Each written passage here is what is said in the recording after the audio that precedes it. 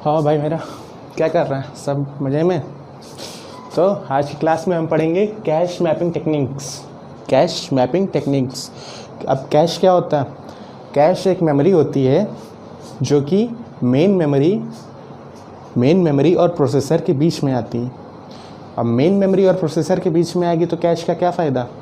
जब प्रोसेसर को किसी भी डेटा की ज़रूरत होती है तो वो कहाँ ढूंढने जाता है? जब प्रोसेसर को डेटा की ज़रूरत होती है वो ढूंढने जाता है मेन मेमोरी में। लेकिन जब हमने प्रोसेसर और मेन मेमोरी के बीच में एक कैश मेमोरी लगा दी, क्या प्रोसेसर और मेन मेमोरी के बीच में जब एक कैश मेमोरी लगा दी तो प्रोसेसर का टाइम बच गया। कहाँ पे ढूंढने से? मेन मेमोरी में। मेन मेमोरी बहुत ही बड़ी है, उसमें ढूंढने में टाइम लगेगा, और कैश मेमोरी छोटी सी होती है इसीलिए उसमें ढूंढने में कम टाइम लगेगा, और पास भी है यानी कि प्रोसेसर के अंदर ही है तो उसको ढूंढने में और कम टाइम लगेगा। इसीलिए प्रोसेसिंग स्पीड को या फैचिंग स्पीड को कम करने के लिए इसका यूज़ करते हैं, कैश मेमोरी का। अब कैश मेमोरी सस्ती आती? No, cache memory is the most expensive memory in your system. ठीक, मतलब अब जैसे हार्ड डिस्क लेने जाओगे तो वो तो क्या रेट चल रहा है, 3,500 में आ जाएगी एक TB। अब वही कैश लेने जाओ, कैश तुम्हारे फ़ोन में कितनी होती है? पता करके बताओ कि कैश तुम्हारे फ़ोन में कितनी है। ठीक, तो कैश मेमोरी छोटी होती है ना, कैश मेमोरी छोटी होती है, उसमें क्या प्रोसेसिंग स्पीड फास्ट करने के लिए उसका यूज़ करते हैं। तो अब जब प्रोसेसर आएगा उसको डेटा चाहिए, वो कहाँ जाएगा? पहले कैश में ढूंढेगा। प्रोसेसर जो है पहले कैश में ढूंढेगा कि तुम्हारे पास है कि नहीं, क्या डेटा है कि नहीं। अगर तुम्हारे कैश में नहीं होगा तो वो एक मिस हो जाएगा। अगर तुम्हारे कैश में वो डेटा नहीं होगा जो तुम्हें चाहिए तो मतलब कैश में मिस हो गया वो डेटा, और कैश में मिस हो गया तो कहाँ ढूंढने जाएगा? वापस मेन मेमोरी में ढूंढने जाएगा। ठीक, इतना समझ में आया? क्या कहा? जब प्रोसेसर को किसी भी डेटा की ज़रूरत होती है सबसे पहले वो कैश में जाता है। कैश में जब उसे वो डेटा नहीं मिलता तो this is a miss, and जब मिस हो जाता है तो कहाँ जाता है? मेन मेमोरी में ढूंढने। ठीक, तो अब जब मेन मेमोरी में जाता है तो क्या होगा? पहले ये बताओ कैश फॉर्म कैसे होती है, कैश में क्या कौन सी मेमोरी ब्लॉक्स आएंगे ये बताओ। अब एक मेन मेमोरी तो बहुत बड़ी है, सारे डेटा फाइल्स, सारे प्रोग्राम फाइल्स तो मेन मेमोरी के अंदर स्टोर हैं। उसको हम कैश में कैसे लाएंगे? कैश में कैसे देखेंगे कैश में कौन सी फाइल्स आनी चाहिए, कैश में कौन सा आना चाहिए? क्या कहा मैंने ये कि मेन मेमोरी तो बहुत बड़ी है और कैश छोटी सी है, तो मेन मेमोरी के कौन से ब्लॉक्स कैश में आने चाहिए कैसे पता चलेगा? उसके लिए हमको क्या पढ़ना पड़ेगा? Cash mapping techniques. ठीक, अब जब ये जो मेन मेमोरी का कोई पार्ट, ऐसे समझ लो मेन मेमोरी का कोई पार्ट जब कैश में कॉपी होगा या मैप्ड होगा मेन मेमोरी का कोई पार्ट या ब्लॉक किस पे? कैश में क्या मैप्ड होगा, तो ज़रूरी थोड़ी ना कि मेन मेमोरी में कितने हैं, बहुत सारी डेटा फाइल्स हैं और कैश छोटी सी है, तो ज़रूरी तो है नहीं कि सारे के सारे डेटा फाइल्स, सारा का सारा डेटा हमें कैश में मिल जाए। तो उसके लिए मतलब जब हम सारा डेटा फाइल्स हम कैश में मैप नहीं कर सकते हैं, सारा डेटा हम कैश में मैप नहीं कर सकते हैं, मतलब कहीं ना कहीं तो मिस होगा ना, हर बार तो हिट नहीं होगा। मतलब जब डेटा मिल जाता है उसे हम कहते हैं कैश मतलब हिट, और जब मिस हो जाता है उसे मिस कहते हैं। ठीक, तो उसी को पढ़ने के लिए कि कैश में कैसे वो जो ब्लॉक्स का मैपिंग होती है उसी को हम कहते हैं कैश मैपिंग टेक्निक्स। अब ये सेवरल टाइप्स की होती हैं, जैसे फुली एसोसिएटिव मैपिंग, 1 वे एसोसिएटिव, 2 वे, 3 वे, 4 वे, 6 वे, 8 वे, ऐसे चलता है। ठीक, तो सबसे पहले हम पढ़ेंगे फुली एसोसिएटिव मैपिंग। सबसे इंटरेस्टिंग टॉपिक है कैश। हाँ, अब इसमें पढ़ेंगे हम cash associative mapping. Cash associative mapping में क्या होता है? ये समझ लो ये मेन मेमोरी है, ये जो बड़ा सा ब्लॉक है ये मेन मेमोरी है, और मेन मेमोरी हम मान लेते हैं 4 GB की, ठीक। इतना तो तुम्हारे पास होगा ना मेमोरी कार्ड में नॉर्मल। मेन मेमोरी कार्ड मान लो वो 4 GB का है। पेंटियम का केस लेके चलते हैं, थोड़ा वैलिड एग्जांपल लेके चलते हैं, ठीक। अगर मेन मेमोरी में तुम्हारी 4 GB है, मेन मेमोरी तुम्हारी 4 GB की है और कैश मेमोरी तुम्हारी 8 KB की है, कैश मेमोरी 8 KB की है, तो क्या करेंगे इसके लिए? मेन मेमोरी अब कितनी हो गई, कितने ब्लॉक्स आने चाहिए? अब जब तुम ऐसे देखो छोड़ो बताएं। देखो इसको ऐसे समझो कि जब क्या करते हैं, तुम प्रोसेसर हो, इस बार तुम प्रोसेसर हो ना, तो इस बार तुम प्रोसेसर हो, तुम्हें क्या चाहिए? तुम्हें एक ब्लॉक ऑफ डेटा चाहिए। तुम सबसे पहले क्या करोगे? सबसे पहले जाओगे कैश मेमोरी के पास। अगर कैश मेमोरी फास्ट मेमोरी भी है, ठीक, कैश मेमोरी के पास जाओगे, तुम डेटा ढूंढना चाहोगे, डेटा ढूंढोगे, अगर मिलेगा तो हिट, नहीं मिलेगा तो मिस। अब जब मिस हो जाएगा तो क्या आगे होगा? मिस हो जाएगा तो तुम्हें डेटा तो चाहिए ही ना, तो डेटा चाहिए तो तुम कैश मेमोरी में तो मिला नहीं, तो कहाँ जाओगे? मेन मेमोरी में जाओगे। मेन मेमोरी में क्या करोगे?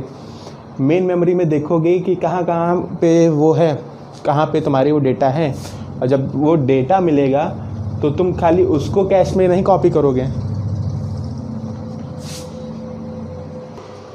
हाँ, तो जब वो डेटा मिलेगा तो खाली तुम उस पर्टिकुलर बिट को नहीं कॉपी करोगे, तुम पूरे एक ब्लॉक को कॉपी करोगे।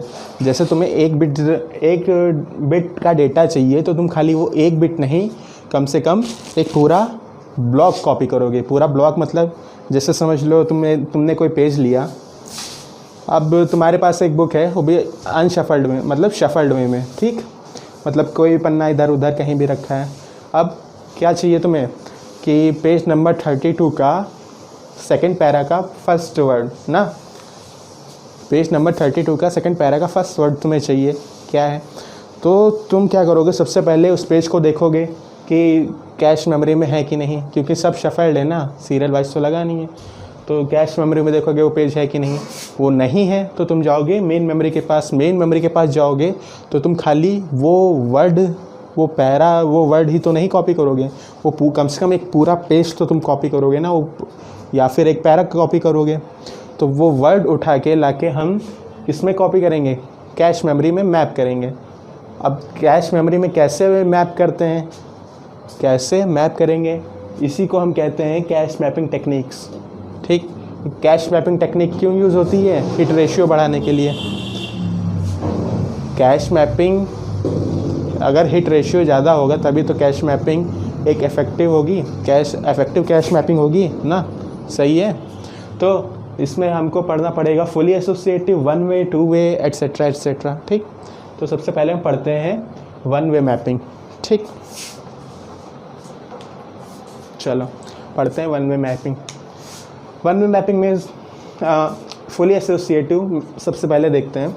उसमें मेन मेमोरी, हम पेंटियम का केस लेके चल रहे हैं, उसमें मेन मेमोरी 4 GB की होती है। 4 GB तुम्हारा चिप ना, मेमोरी कार्ड 4 GB का होता है। मेन मेमोरी तुम्हारा है 4 GB का, कैश मेमोरी 8 KB की, ठीक। अब पेंटियम का अगर केस लेके चल रहे हैं तो जो छोटा सा ब्लॉक तुम मैप करोगे, सबसे छोटा ब्लॉक वो 32 बिट्स का होता है, 32 बिट्स का।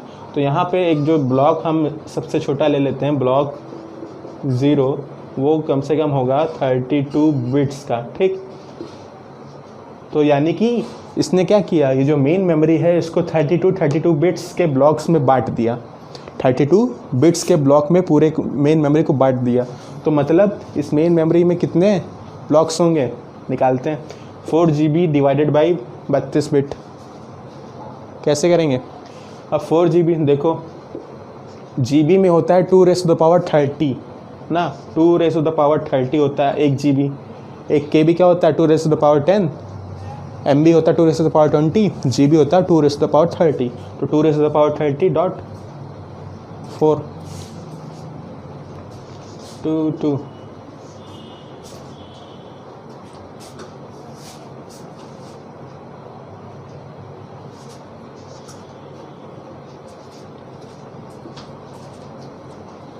ठीक, कैसे 2⁻30 इस GB आ गया और यहाँ 4 है यानी 2⁻2 और डिवाइड किससे करना है 32 बिट्स से यानी कि 2⁵। अब आंसर क्या आएगा 2⁻32 माइनस 5 यानी 2⁻27 यानी 2⁻27 ब्लॉक्स होंगे इस मेन मेमोरी में। ठीक, दूसरा ब्लॉक।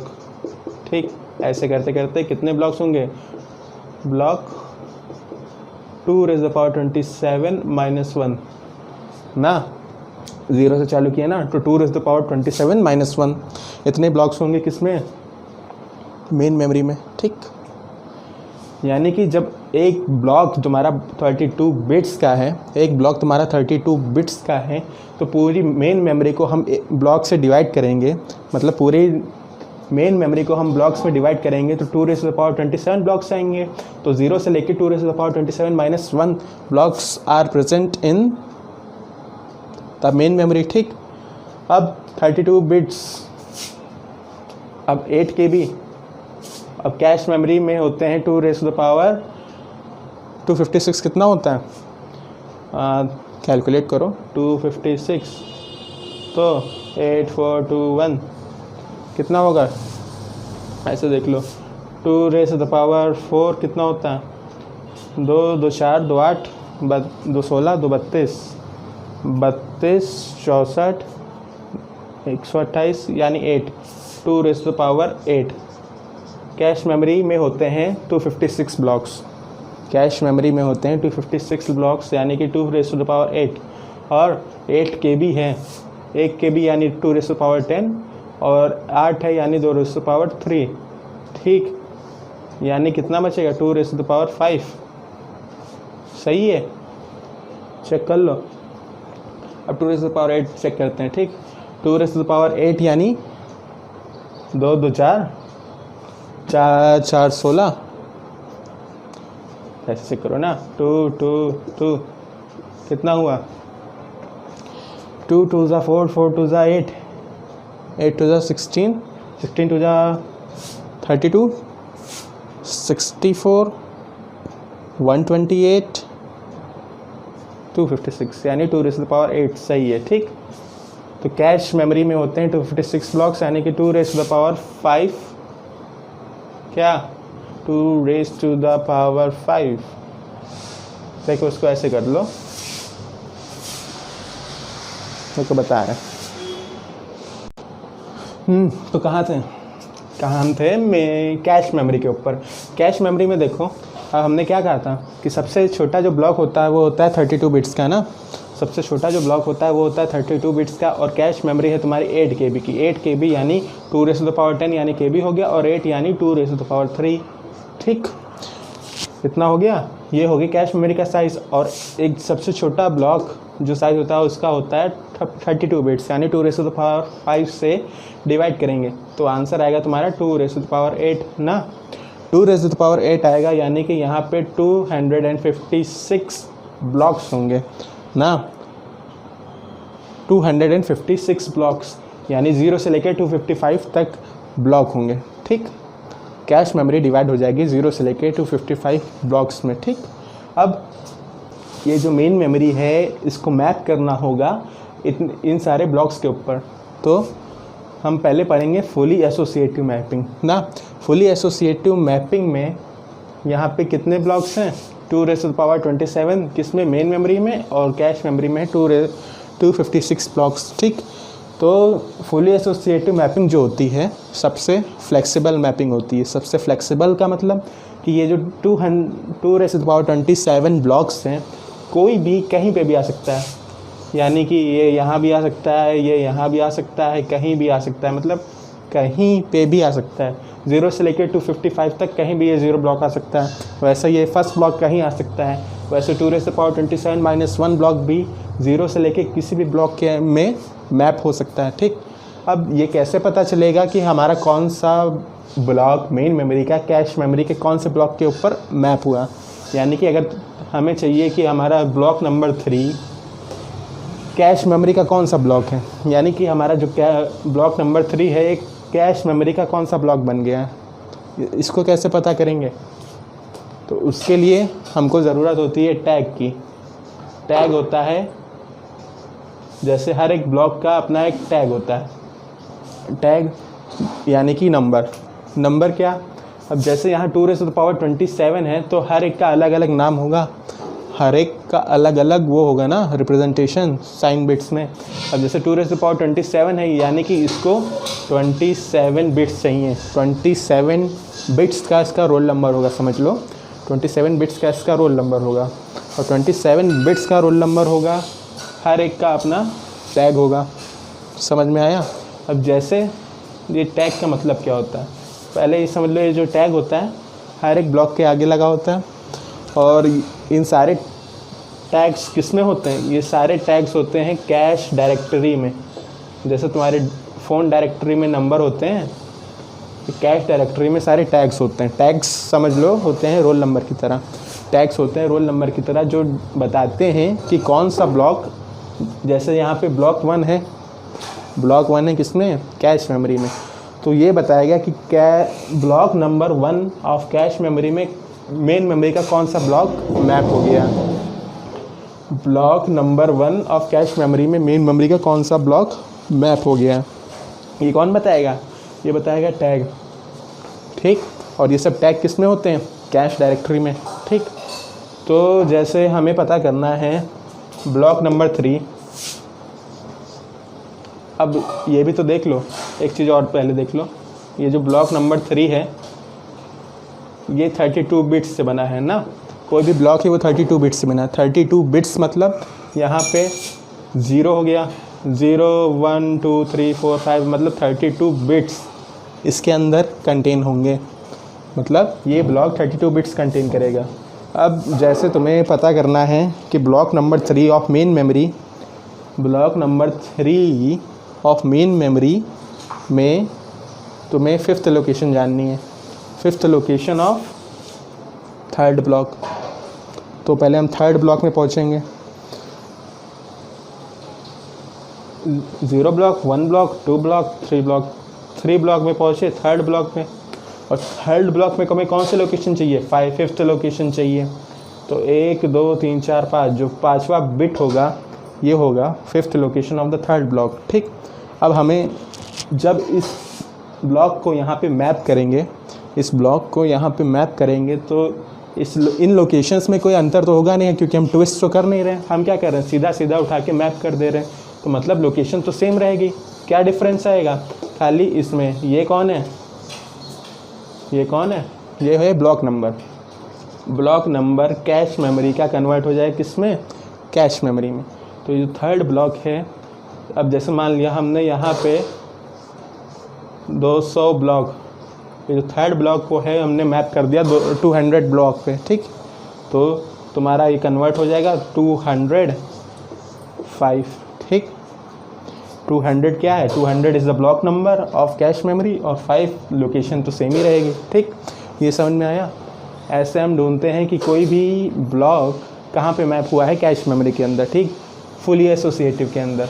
अब यहाँ पे कितने बिट का टैग साइज़ है, 2⁻27 ब्लॉक्स हैं, यानी कि हर एक टैग का साइज़ होगा 27, और 27 is the worst, 27 is the worst tag size it has 27। अब सोचो खाली रोल नंबर ही 27 डिजिट का हो, तुम जब एग्ज़ाम देने जाते हो तो कितने का रोल नंबर होता है, कितने बिट का होता है, 10 बिट का होता है, 10 का होता है, 13 का होता है। अब यहाँ सोचो 27 बिट का ही रोल नंबर है, तो 27 बिट के 255 ब्लॉक्स, 256 ब्लॉक, कितना याद रखोगे भैया, इतनी जगह क्यों बर्बाद करनी है 27 ब्लॉक्स के। मतलब ये सबसे वर्स्ट होता है, वर्स्ट टैग साइज।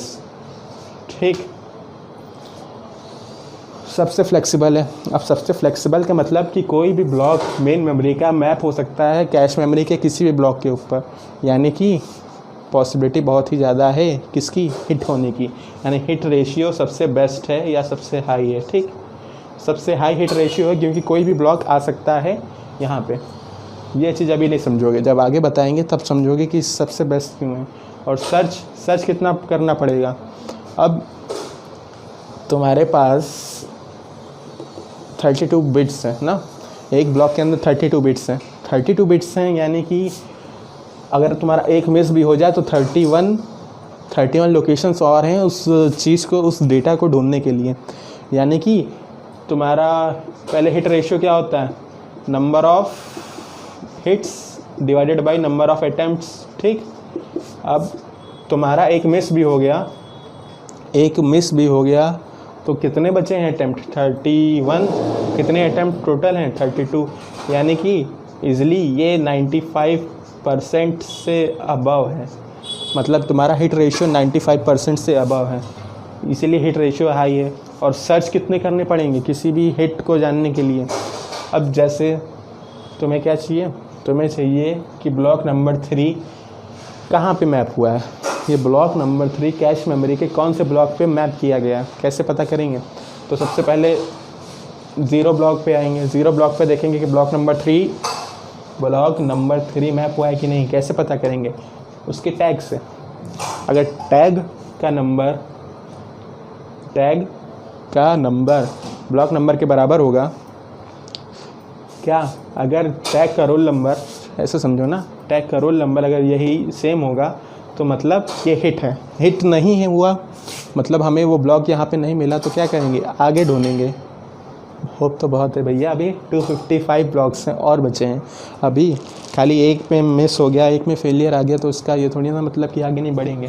तो यहाँ पे 255 सर्चेस और करेंगे, यानी कि टोटल सर्चेस कितनी है, 256 सर्चेस करेंगे और टैग साइज़ है 27, ठीक, सही।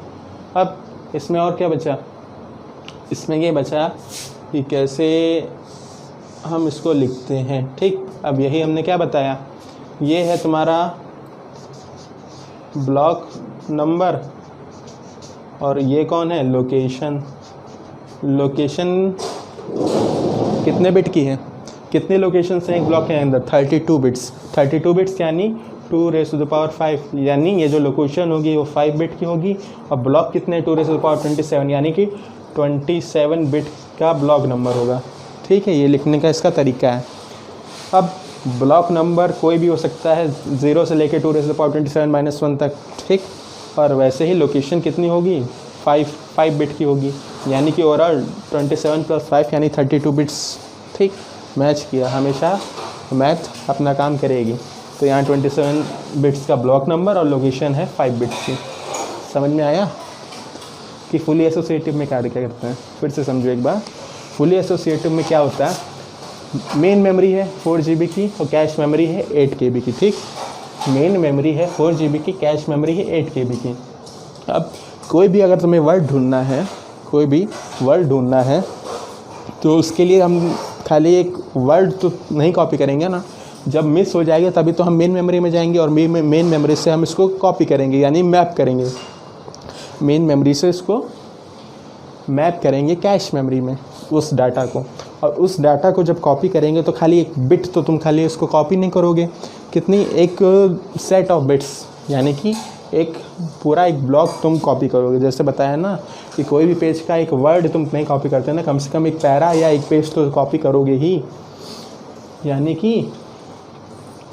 और इसी को कहते हैं क्या, law of spatial locality. Spatial यानी स्पेस से लेना।